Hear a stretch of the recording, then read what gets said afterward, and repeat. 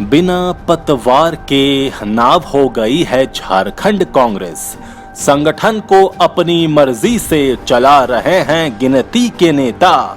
जब जो चाहता है नेतृत्व को कोसने लगता है। नमस्कार, आजाद सिपाही विशेष में आपका स्वागत है। मैं हूं राकेश सिंह। बिहार विधानसभा चुनाव में शर्मनाक पराजय झेलने के बाद कांग्रेस संगठन की हालत राष्ट्रीय स्तर पर डवाडोल तो हुई ही है। पिछले साल झारखंड में पार्टी को जो शानदार सफलता हासिल हुई थी वो भी खतरे में दिखाई देने लगी है।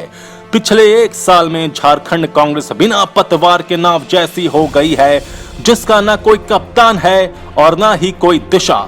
इसके अंदर खाने में जो हालात पैदा हो गए हैं, उससे ऐसा लगने लगा है कि संगठन को कोई देखने वाला नहीं है।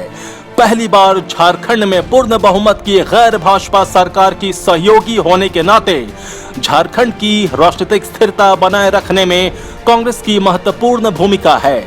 विधानसभा के चुनाव में ऐतिहासिक कामयाबी पाने के बाद कांग्रेस के भीतर जिस आत्मविश्वास और उत्साह का संचार हुआ था, 11 महीने बाद उसमें बहुत कमी आई है और ये बात साफ तौर पर देखी जा रही है। सरकार में 4 मंत्री होने के बावजूद पार्टी के बाकी दर्जन भर विधायक पूरी तरह सहज नहीं हैं और वे अपने इलाकों तक ही सीमित होकर रह गए हैं। सांगठनिक रूप से भी झारखंड कांग्रेस कई धड़ों में विभाजित नजर आ रही है। हालत ये हो गई है कि पार्टी नेतृत्व को जब जिसका जी चाहता है भला बुरा कह देता है। पार्टी संगठन को कुछ मुट्ठी भर नेता अपनी मर्जी के मुताबिक चला रहे हैं। प्रदेश कांग्रेस की ये हालत झारखंड के राजनीतिक भविष्य के लिए अच्छा संकेत नहीं माना जा सकता। झारखंड कांग्रेस के अंदर खाने की बदलती स्थिति और प्रदेश की राजनीति पर पड़ने वाले इसके संभावित असर को टटोलती आजाद सिपाही ब्यूरो की ये खास रिपोर्ट। जामताड़ा के कांग्रेस विधायक और प्रदेश कांग्रेस के 5 कार्यकारी अध्यक्षों में से एक डॉक्टर इरफान अंसारी पूरी तरह बगावती तेवर में हैं। उन्होंने अपने पिता और पूर्व सांसद फुरकान अंसारी के खिलाफ जारी कारण बताओ नोटिस पर पार्टी नेतृत्व को सीधी चुनौती देकर साफ कर दिया है कि झारखंड कांग्रेस में अब न तो अनुशासन की कोई जगह बची है और न ही किसी को संगठन की मजबूती से मतलब है।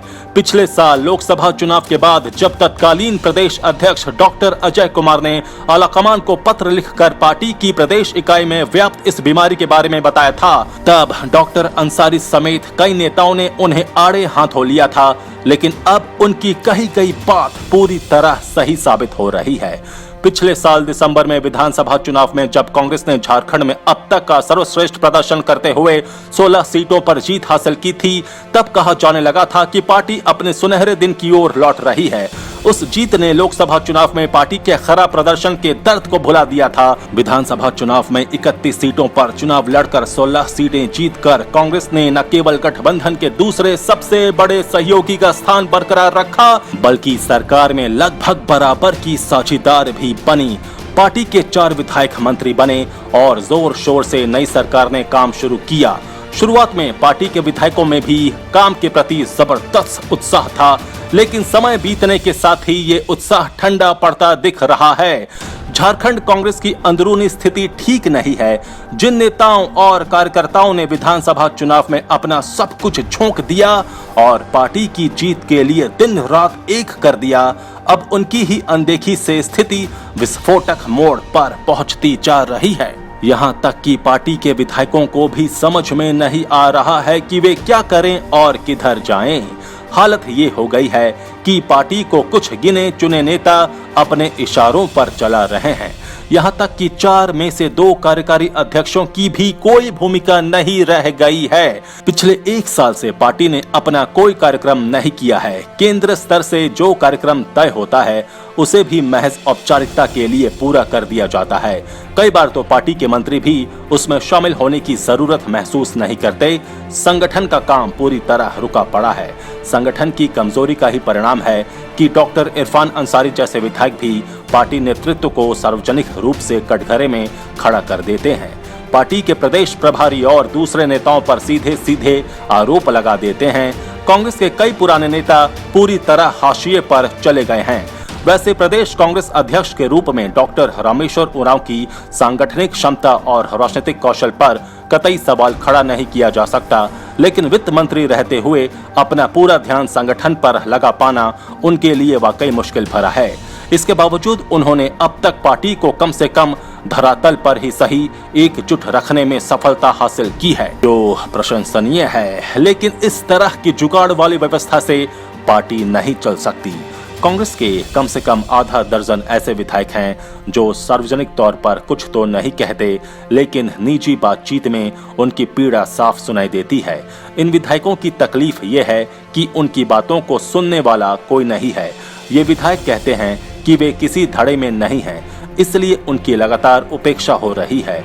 आलाकमान की ओर से कहा जाता है कि वे अपनी बात प्रदेश इकाई के माध्यम से बताएं और यहां उनसे कोई बातचीत ही नहीं होती।